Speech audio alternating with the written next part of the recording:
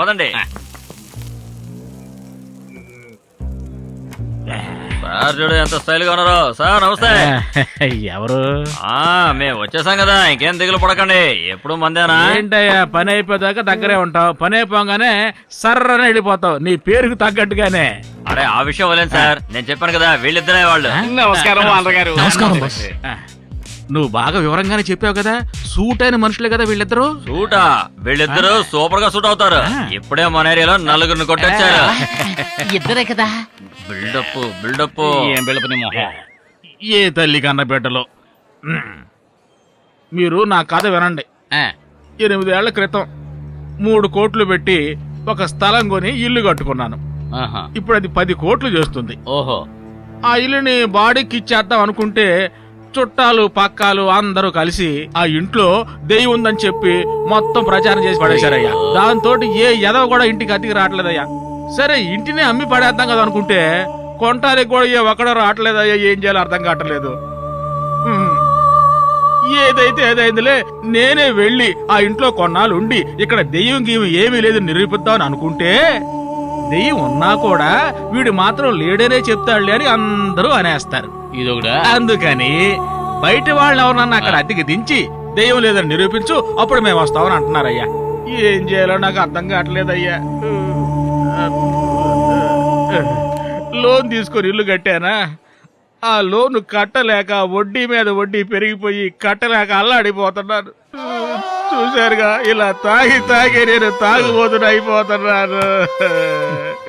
మీరు మాత్రం ఒకే ఒక రాత్రి ఆ ఇంట్లో ఉండి దెయ్యం లేదు పిశాచి లేదని మీరు కానీ నిరూపించి చూపించారంటే 10 కోట్లు నాకయ్యా. అందులో 2% మాత్రం మీ ఇద్దరికి అన్నమాట. తీసుకోండి, ఇచ్చేసాను. కోటి రూపాయలకి 2% అంటే 2 లక్షలు అయింది. అప్పుడు 10 కోట్లకి ఎంత? 20 లక్షలు మావా. 20 లక్షల.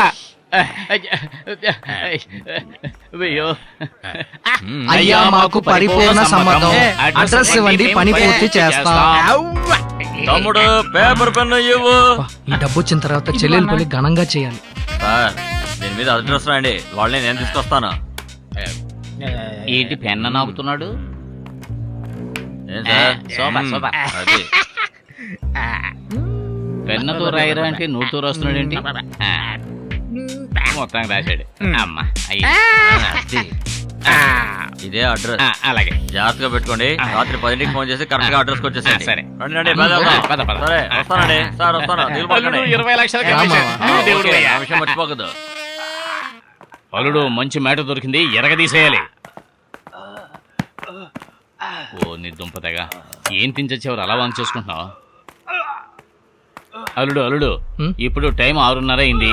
ఇంకా 4 గంటల గ్యాప్ ఉంది. అంతవరకు మనం ఎక్కడికి వెళ్తాం? రాము ఊరికి వెళ్లే ముందు రూమ్ తాళం మనకి ఇచ్చాడు. ముందు అక్కడికి వెళ్ళి రెస్ట్ తీసుకుని ఆ తర్వాత దోమగడి ఇచ్చిన అడ్రస్ కి వెళ్దాం. అలాగే వెళ్దాం. ఓకేనా? అబ్బా ఏం ట్రాఫిక్ రా సామి. టీపిస్తా అని రూమ్ కి తీసుకొచ్చేసావు. నీ ఫోన్ ఒకసారి. ఎందుకురా నాసాలు తీస్తున్నావు? ఎప్పుడు చూసినా నాసాలే వాడతావు. నీ ఫోన్ రీఛార్జ్ చేసుకోవచ్చు కదా, అంత పిసిరి కొట్టువాడు.